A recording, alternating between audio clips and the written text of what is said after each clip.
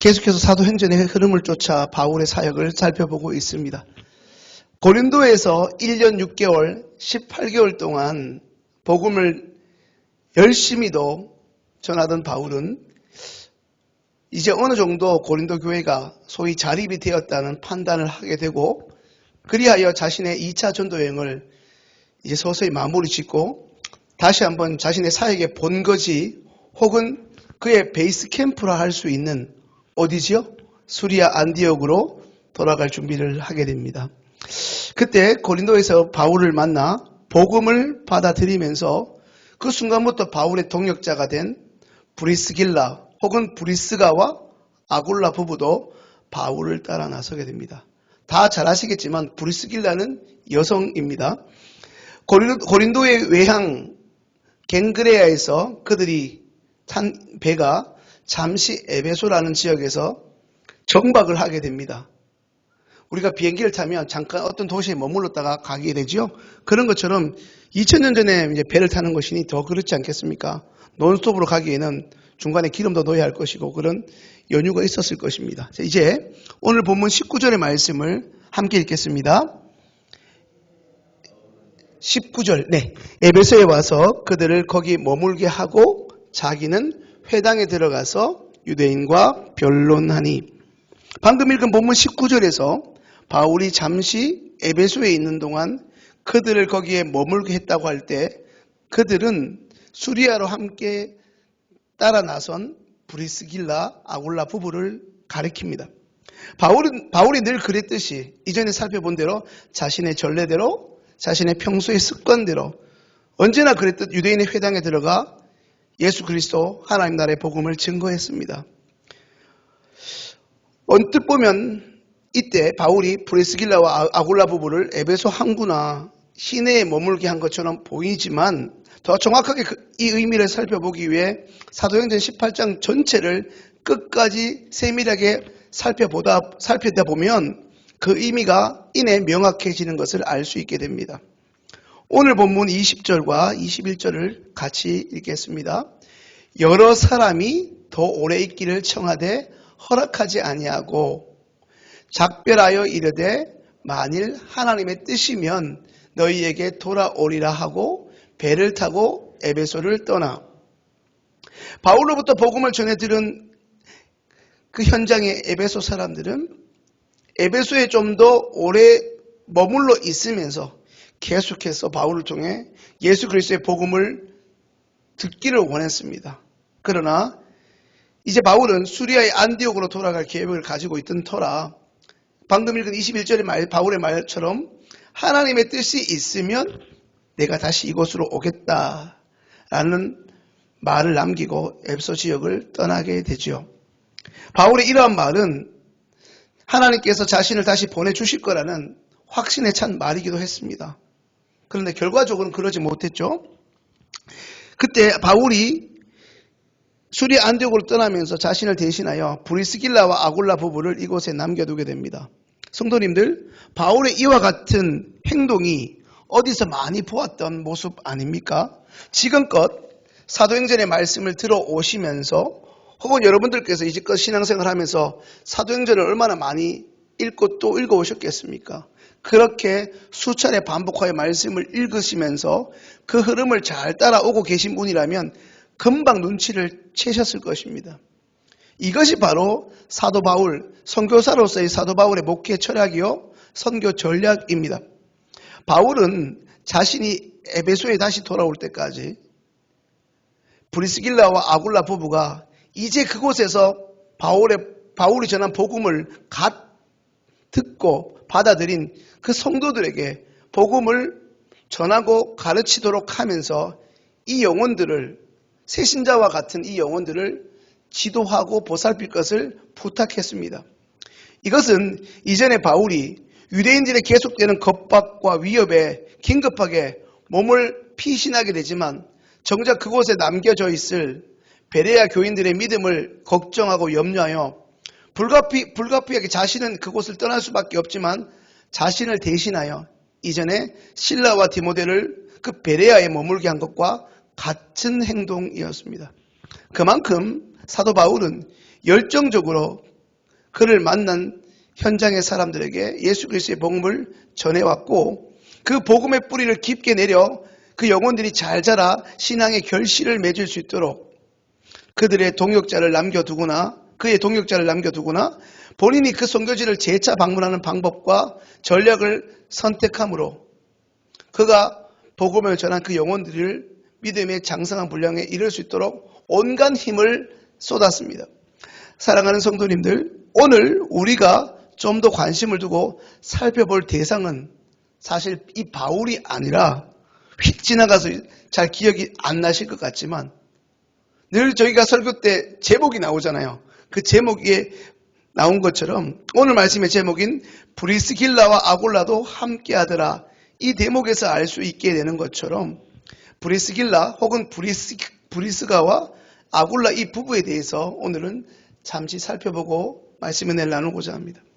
수리아 안디옥으로 향하던 바울과 브리스길라 그리고 아굴라 부부가 함께 탔던 이 배가 좀 전에 말씀드린 것처럼 잠시 에베소에 머무르게 되는 상황에 바울이 전했던 복음을 통해 오늘 말씀을 듣고 있는 성도님께는 너무나 유명한 에베소 교회가 태동하게 됩니다.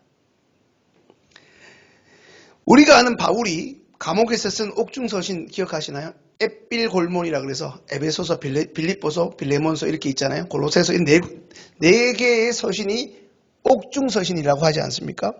그 첫 번째 에베소서가 바로 이 에베소 지역에 생겨난 교회입니다. 그 에베소 지역에서 세워진 에베소 교회의 첫 번째 구심점이 오늘 우리가 접하고 있는 이 본문의 사건입니다. 이미 사도행전 18장에서 밝히고 있는 대로 바울과 함께 수리아 안디옥으로 가기로 한 아굴라 브리스가 부부는 사도행전 18장에 나오는 것처럼 텐트 메이커, 그러니까 바울과 똑같이 천막을 만들고 수선하는 사람들이었습니다. 당시 로마 제국의 군인들이 소위 막사라는 로마 군인들이 사용하는 그 부대, 건물, 막사라고도 하기도 하고 병령이라고 하기도 하는데 모두 천막을 사용했습니다. 당시에 천막을 만들어 파는 일은 소위 돈이 되는 직종이었습니다.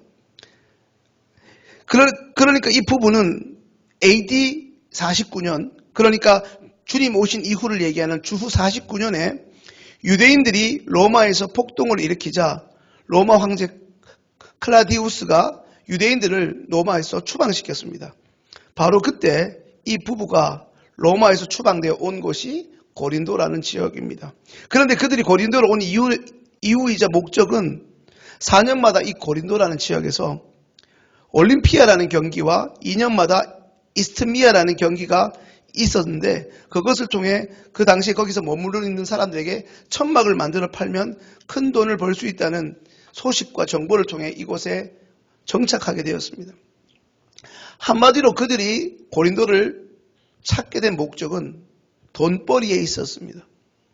그 이후로 고린도에 오게 된 이 브리스길라와 아굴라 그들이 사도 바울을 만난 것입니다. 그 뒷받침을 사도행전 18장 2절과 3절에서 하고 있습니다. 그때 이 부부를 만난 바울이 그들에게 예외 없이 주님의 복음을 전하였고 그 복음을 받아들인 그들이 1년 6개월 동안 그곳에서 바울과 함께 동거동락하면서 어느 순간 바울의 동역자이면서 예수 그리스도의 제자가 되었습니다. 바울은 그들에게 수리아 안디옥으로 자신을 따라 나서라고 결코 이런 방구도 하지 않았습니다. 바울이 자신의 목적과 계획대로 수리아 안디옥을 향하듯 그 부부는 자신들이 고린도에 온 그들의 목적과 계획대로 그저 이곳에 남아 자신들이 잘 아는 천막을 만들어 팔면서 소위 돈방석에 앉을 수 있었을지도 모릅니다. 하지만 그들은 결코 우리가 오늘 보고 있는 대로 그렇게 하지 않았습니다. 오히려 그들은 바울이 전한 복음의 내용이신 예수 그리스도에 매료되어 안정된 자신의 삶의 기반을 뒤로하고 어쩌면 아브라함처럼 바울을 따라 하나님의 복음을 따라 나서게 됩니다. 그러다 본인들의 바람과 계획과는 전혀 상관없는 바울의 요청에 따라 생각도 않던 에베소에 정착하여 에베소 교인들의 믿음을 견고하게 세우고자 그곳에 남아 에베소 사람들의 영혼을 굳게 하는 그 영혼을 책임지게 되는 것입니다. 성도님들, 어찌 이것이 가능하겠습니까? 아굴로와 브리스길라 부부는 로마에서 추방된 그들은 단순히 돈벌이로 이 고린도라는 동네에 오게 되었습니다. 바울을 만나 그들의 인생이 하나님의 도구로 쓰이게 될 줄은 꿈에도 생각지 못했을 겁니다. 한때 그리스도인들을 그토록 못살게 굴었고 어제 새벽에 살펴본 회당장 스데바냐 못지 않았던, 그렇게나 악랄했던 이전의 바울마저도 하나님의 도구로 놀랍게 사용하시는 예수 그리스도를 자신에게 복음을 전하는 이 바울을 통해 예수님을 영접하게 된, 이제 자신의 인생의 목적과 주인으로 이 부부가 살게 되었다는 사실입니다. 오늘 말씀을 통해 제가 강조하고 싶은 것은 이것입니다. 이미 여러분들께서는, 우리 성도님들은 성경을 많이 읽어오셨고 신앙생활을 50년, 30년 꽤 오랫동안 해오셔서 너무나 잘 아시겠지만, 성경은 바울이 기록한 이야기만 있거나 바울만을 강조하고 있지 않습니다. 바울 이전에도 하나님의 사람들이 분명 존재해 왔었고, 바울 이후에도 하나님의 사람들의 그 명맥은 계속해서 이어지고 있습니다. 오히려 바울이 아무리 대단하다 한들 그가 모든 것을 할 수 없었습니다. 성도님들, 바울 서신을 잘 살펴보시면 로마서도 그러하고 바울이 쓴 다른 서신에도 항상 바울은 그 서신의 말미에 자신과 동역했던 사람들의 이름을 낱낱이 열거합니다. 그 이유는 자신의 혼자 결코 이 일을 감당할 수 없었다는 것입니다. 자신의 동역자를 일일이 소개하면서 하나님이 자신의 사역에 그들을 붙여주셨다는 것을 강조합니다.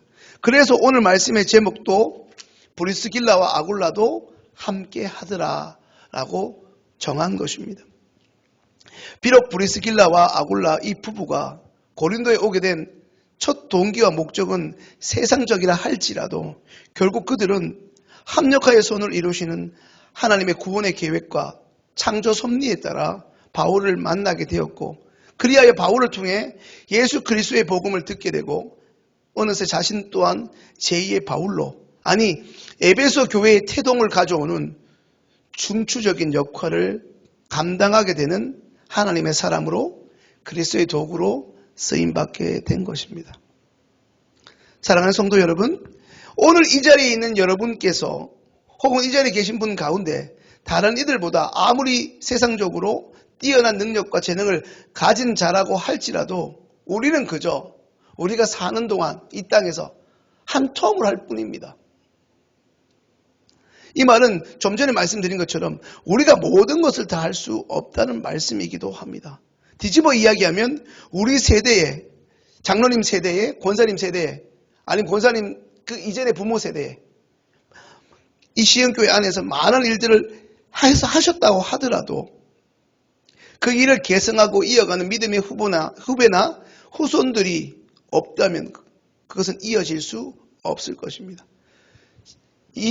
몇 주 전에 우리 교회가 118주년을 맞이하지 않습니까? 한 세대를 30년으로 가정한다면 4세대가 이어진 셈 아니겠습니까? 그 중에는 굉장히 중추적인 역할을 했던 세대도 있을 거고 약간의 주춤한 세대도 있었지만 결국 중요한 것은 이어져 왔다 하는 것입니다. 쉽게 말하면 신앙과 믿음 공동체의 역사는 흔히 우리가 쓰는 말 중에 계주, 이어달리기와 흡사합니다. 이제 우리가 집중해야 될 것은 우리의 다음 세대입니다. 웬만해서는 지금 여기 계시는 우리 성도님들이 살아계시는 동안 우리 시흥교회는 아마도 끄떡이 없을 것입니다. 그러나 우리 세대보다 더 시흥교회와 여러분들의 가정이 더 건강하고 견고해지고 소망이 있으려면 바울 같은 신앙을 가진 개인의 한 사람 한 사람뿐 아니라 브리스길라와 아굴라 같은 믿음의 부부들이 마치 화수분처럼 계속해서 나타나야 하고 그들이 날마다 신앙 안에서 자라가야 하고 또 쉼없이 끊임없이 교회 학교에서 그리고 구역에서 배출되어야만 합니다. 신앙 공동체가 오랫동안 건강하게 지속되려면 기라성 같은 인물의 단 일회성인 한 번의 출현이나 그 흐름이 한 대에서 결코 멈춰서는 안 될 것입니다. 오히려 그 세대 가운데 바울같이 기라성 같은 눈에 띄는 신앙의 인물이 없다 할지라도 무명의 신실한 그리스도인들이 무수히 일어나 계속해서 대를 이어가며 세워지는 것이 더 성경적이고 더 바람직하고 건강합니다. 이것은 이어달리기가 앞에 한 사람이나 마지막 주자가 잘해서는 안 될 것이고 중간중간에 그 흐름을 계속해서 이어가는 사람이 있어야만 하는 이치와도 같습니다. 이제 말씀을 정리합니다. 오늘 그 일을 시작하는 시흥의 믿음의 사람들이 저와 여러분들이 되실 수 있기를 소망합니다. 오늘 이 새벽을 깨우는 여러분 한 분 한 분을 통해 작은 시흥교회라 할 수 있는 구역이 교구가 교회학교와 부서와 기관들이 견고하게 세워질 수 있는 은혜가 더해질 수 있기를 간절히 소망합니다.